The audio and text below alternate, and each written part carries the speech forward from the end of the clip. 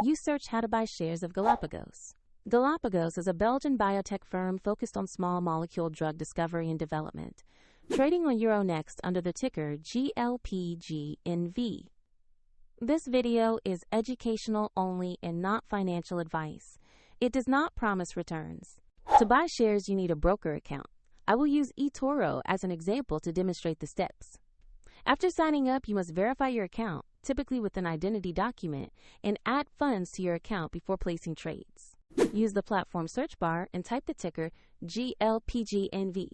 Choose the result that shows Galapagos on Euronext to make sure you select the correct listing.